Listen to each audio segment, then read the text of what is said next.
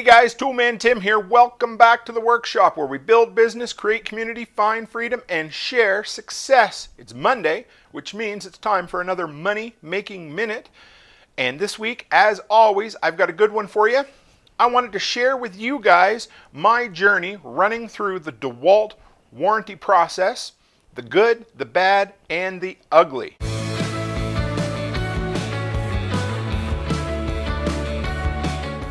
Okay guys, real quick before we dive into the meat of this video, I just wanted to let you know, if you're new here and you don't know who I am, go by toolmantim.co. That'll tell you everything you need to know about me. Find my social media links there. Sign up for the monthly newsletter so you can be filled in on all the goings on of the workshop community. And I've got a shop over there with over 100 links to Amazon products that have worked for me, solutions to problems I've run into, things that have made me money or saved me money. I've got both American and Canadian community member links there, so if you're looking for a recommendation on a product, check it out. I wanted to do an intro to this, guys, so I didn't just ramble on about, sending something back, but I wanted to show about 6 weeks, I can't remember exactly, maybe a month, 6 weeks ago, something like that. I was getting frustrated with this saw. I love this saw, like it's awesome, but it was not feeding oil. And I knew that if I didn't get it in soon, I'd be past the first year, because you guys know Dewalt has a 1-year parts and labor and a 3-year parts warranty. So if I waited beyond that, they'd fix the parts, but I'd still be on the hook for the labor, and I didn't want that. So it was time to figure out, after all the Dewalt tools I've had, this is the first one I had to send in for warranty. I had to learn a little bit about the process. So I recorded, packaging it up, all the information there, and then I recorded what came back. So I just wanted to do a little intro here, let you guys know where we're heading with this, and share with you my journey through the warranty process. So here we go. This is the first time I've had to send anything in. It's my 60-volt Dewalt brushless chainsaw. Fell in love with it when I got it. A couple of months ago, the oiler just stopped working. It will not feed oil no matter what I do, trying to clean it, whatever. So it needs to go back for warranty. I called the 800 number today, got through within 10 minutes. They wanted to verify a couple things. I couldn't find the printed date code on the saw, but I still have my original receipt. It's been less than a year, so it'll be covered parts and labor. They give me the phone number to the closest service center. For me, it's in Edmonton, about 2.5 hours away. I called them. They give me the option of shipping it to them at my cost or dropping it off in person. I'm going to ship it right now. They said that they're running about 2.5 weeks on getting warranty work done. So we'll see. I'm not going to hold them to it. It hasn't been working, so it needs to be fixed. So I'm going to box it up.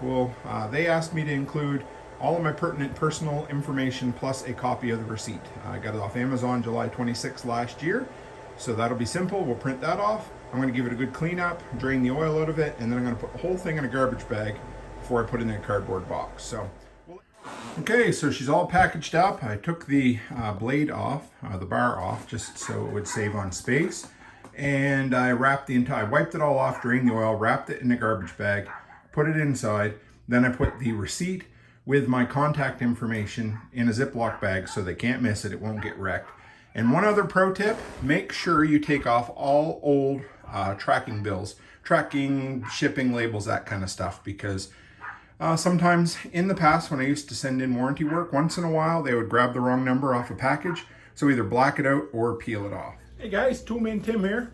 Well, here we are 2 to 3 business weeks later, and I got my saw back, or what looks like my saw.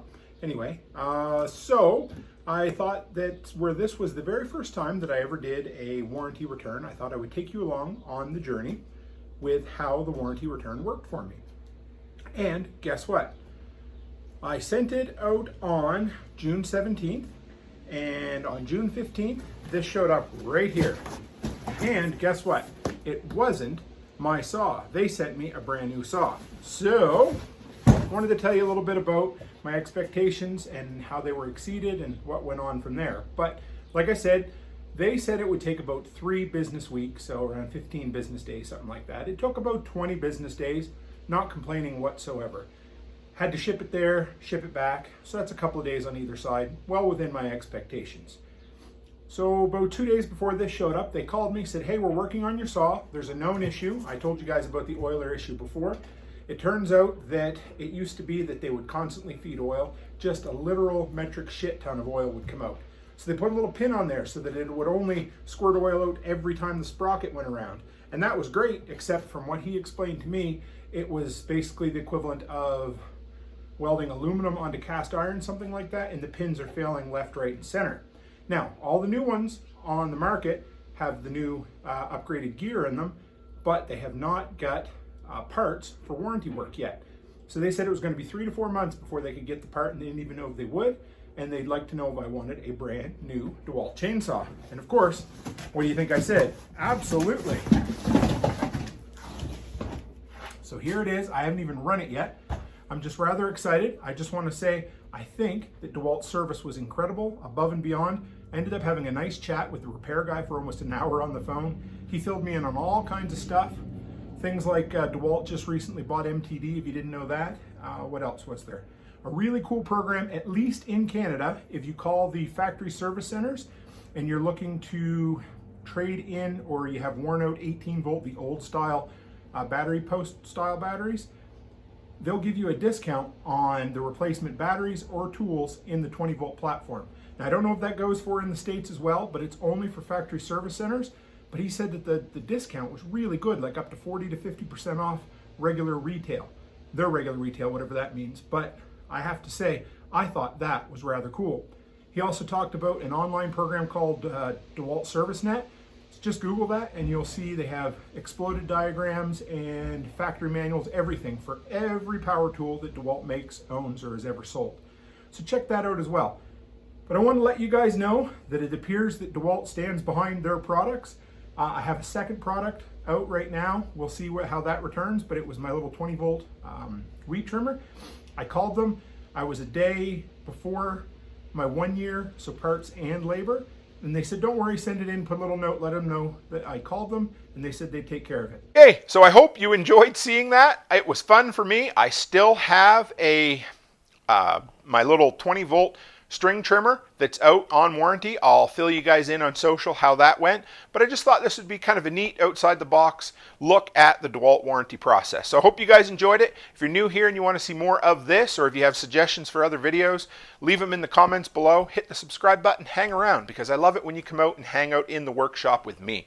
So thanks for dropping by, guys, and as always, stay happy, stay healthy, and have a great week.